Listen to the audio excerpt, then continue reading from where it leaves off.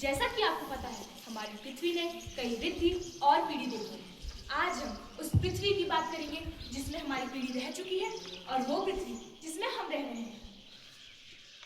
अरे अरे, ये क्या हो रहा है? सन 1825 और 2025 की पृथ्वी लड़ क्यों रही है?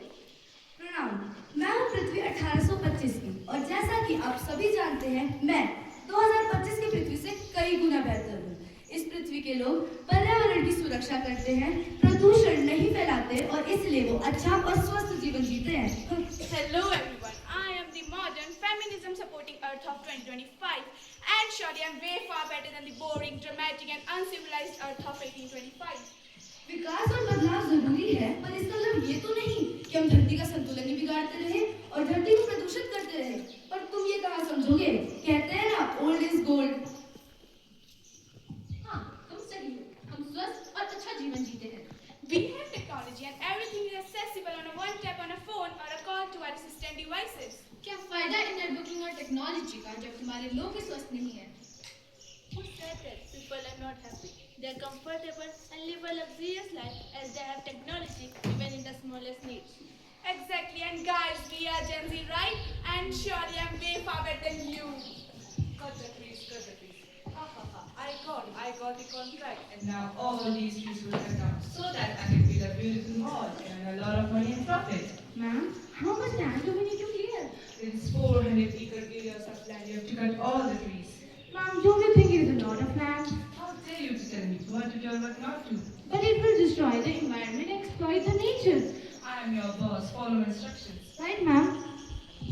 क्या कर लिया इतने पेड़ काट कर? धरती का संतुलन ही तो बिगड़ेगा, धरती प्रदूषित ही होगी बस। What if we have cut the trees? It is for the betterment of the people.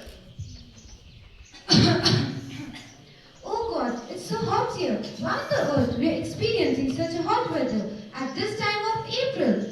If all this is because of the global warming.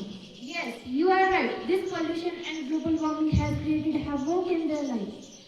My lungs can't hold this much of carbon dioxide. पता है इतनी गर्मी क्यों बढ़ रही है? क्योंकि लोग अपनी सुख सुविधाओं के चक्कर में प्रकृति के साथ खिलवाड़ कर रहे हैं, जिसका परिणाम है बढ़ती हुई गर्मी। बढ़ते प्रदूषण और ग्लोबल वार्मिंग के चलते इन लोगों के 60% फेफड़े तो खराब हो चुके हैं। इसका कारण क्या है? ऐसा भी आविष्कार किस काम का जब पृथ्वी के पर्यावरण का चक्र ही खराब हो रहा है ना माही? हाँ दीदी, बच्चों का वो गलियों में घूमना, सुबह सुबह चिड़ियों का चहचहाना, दादी नानी की वो कहानियाँ, कितना सब कुछ इस संसार से विलुप्त हो गया है। इन सब का कारण क्या है? तो आपने देखा दो अलग अलग जीवनों के बारे में। एक तरफ खुशहाल जीवन है और दूसरी तरफ भूखा जीवन। मैं ये नहीं कहती कि विकास बुरा है, पर अगर हम एक पेड़ काटते हैं तो कम से कम 10 पेड़ तो लगाने चाहिए। हम जैसे जिस घर में रहते हैं उसकी देखभाल करते हैं, तो क्या हमारा फर्ज नहीं बनता कि हम इस धरती की भी रक्षा करें? इसका जवाब मैं आप सब पर छोड़ती हूँ।